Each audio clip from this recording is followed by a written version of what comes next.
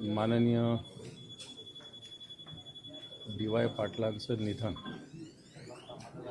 खरं तर त्यांचं कार्य जर बघितलं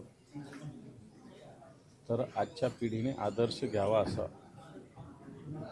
वयाच्या 19व्या वर्षापासून सहकार क्षेत्रात, नंतर राजकीय क्षेत्रात आणि शैक्षणिक क्षेत्रात आणि शेतीच्या क्षेत्रात सुद्धा संशोधन असेल, वेगवेगळ्या क्षेत्रात अतिशय बहुआयामी व्यक्तिमत्व आपल्या महाराष्ट्राचा एक सुपुत्र आज आपल्यातून गेला आहे. मला असं वाटतं समस्त महाराष्ट्राला याचं नक्की दुःख आहे.